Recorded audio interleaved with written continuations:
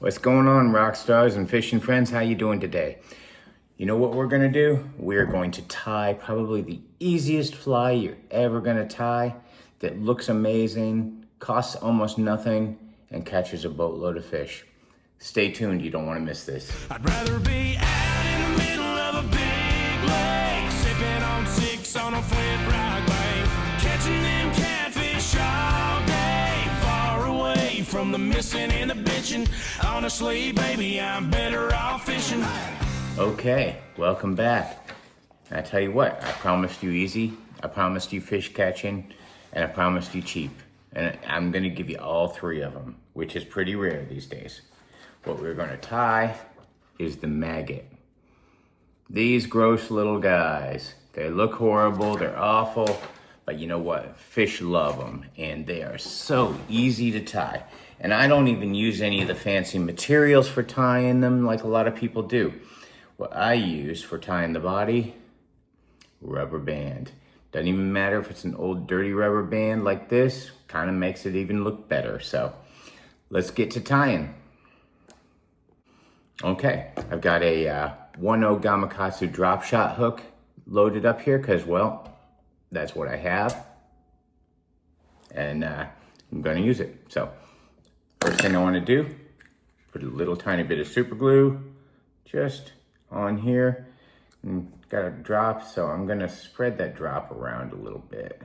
So I just want this to hold together really well and catch a boatload of fish. Then I'm going to go ahead and tie in. And I don't want to go all the way up to the thread or to the eye here. I want to kind of go, about 1 eye length back. And I'm going to tie this all in here. Let me clip this tag end. I'm tying all the way back, as you can see, well into the bend of the hook here. And that's gonna help give it that kind of squirming kind of look when we actually get the body on there and it gets in the water. So you can get off some of the excess glue. And then I'm gonna go back here and just give it a good thread base. And I'm gonna go about 3/4 back to where I've tied in. And I'm gonna take my ugly old rubber band,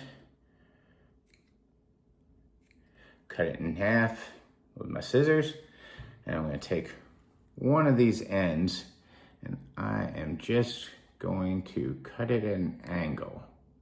It's gonna make it a whole lot easier to tie in. There we go. So it's gonna look just like that, okay? And I find that these bigger, wider rubber bands, I mean, you can see it's pretty good in in relation to the hook. I think that they look better, so let's tie this in. I'm just gonna put the point on there and do some loose wraps. This will work its way around the hook for sure. So don't worry about that, that's fine. We just want to tie this all the way back to the back end here and bring our thread up to the front. Okay, now that we have that tied in and we have this back a little bit, I'm gonna take this and I'm gonna lay it over the hook. And I'm just gonna run a couple wraps around there to kind of lock that in. And what we're doing here is we're building a fat body for this. So let me tighten this up a few.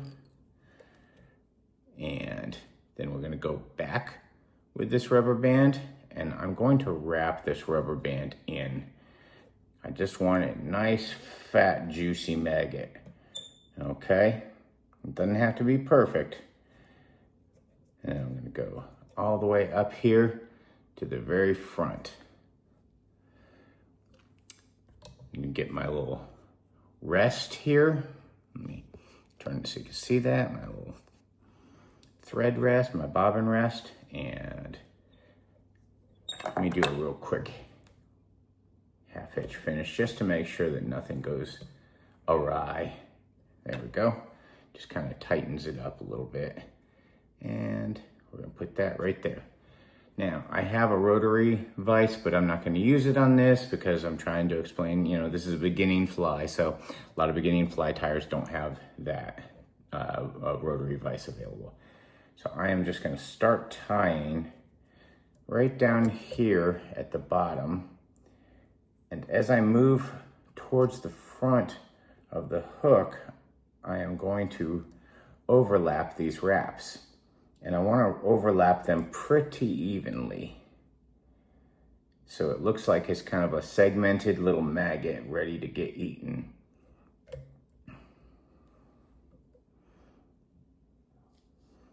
You can tell I'm just keeping nice, tight, even wraps here. And we're working our way towards the front.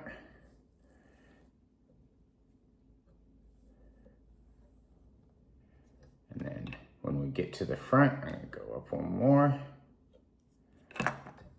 And I'm going to tie this up. I'm going to hold it out and wrap around there 3 or 4 times on the hook shank here. 2.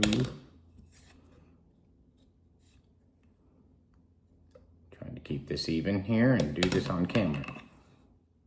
3, 4, and then I'm going to wrap in front of it as well. And I'm going to clip off the excess rubber band at that point. Careful not to clip off my thread. Now comes a bunch of winding to get that fat little head in here. And you want to cover up all of this rubber band while you're doing this. You have like a little ball head, basically.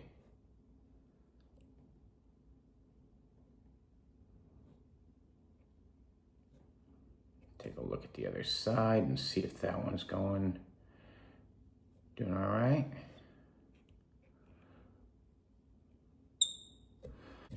Take a look here. I got a little spot that needs to be covered up on this, so I'll do that. Okay, and then I'm just going to build up the head just a little bit more so it looks like a nice fat juicy maggot head.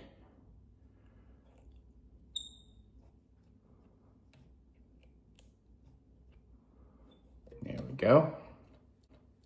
Now, as you can see, nice juicy looking maggot. So I'm just going to take my whip finisher and I am going to go around this 1, 2, 3, 4, and 5. Should be plenty because we're going to use a whole bunch of UV finish to kind of keep this all protected. Now that I've got that whip finished, I'm going to cut this thread. Okay, at this point, you could literally put a UV finish over this and fish it, and you're gonna catch a bunch of fish. Probably every fish around. But one of the things that I wanna do on this is I want a little bit more realism. And there's 2 things that go on here, and I'm not gonna really do so much of the back end because they don't all necessarily, all different types of maggots don't necessarily have that. But they do have these little dots along the side. So I'm going to do those dots. I've got this brown Sharpie. It's kind of a reddish brown. And I'm just going to dot up the side on both sides.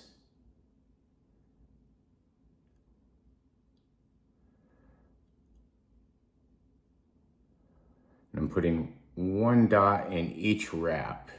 And I'll show you that in just 1 minute here. And it really helps this look a lot more realistic. Like a nice juicy maggot. I like saying that.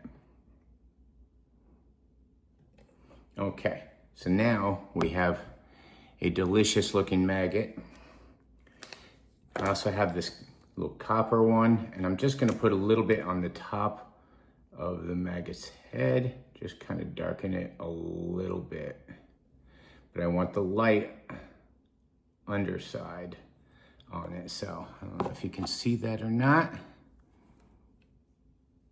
Just adding some depth to it. Okay. Get this out of the way. Then I'm gonna grab my Loon Outdoors. This is the thin finish. You could use the thin or the medium on this.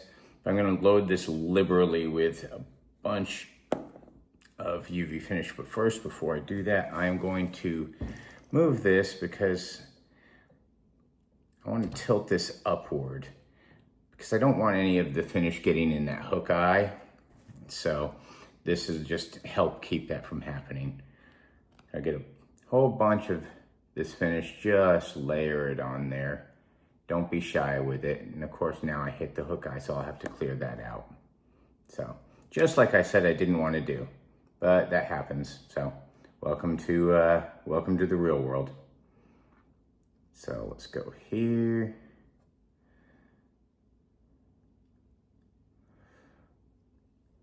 Just kind of making sure that this is evenly distributed around the whole maggot.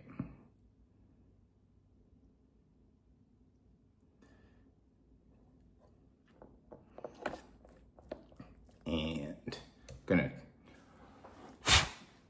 blow out any from that hook eye, and just to make sure, and take my bodkin and kind of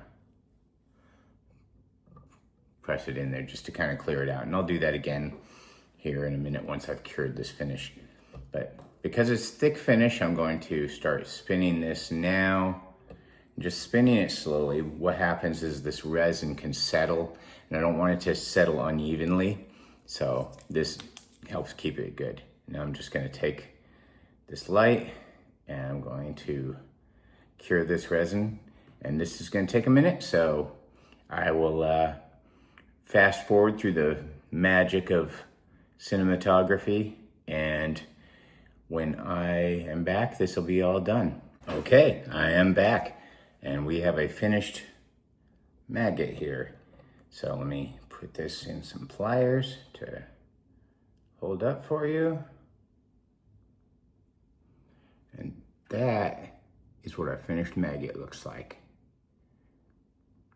That will catch crappie, it'll catch trout, it'll catch bass, it'll catch just about anything that gets in its way, anything that sees it, because it is a delicious, tasty meal. So anyway, I hope you enjoyed this.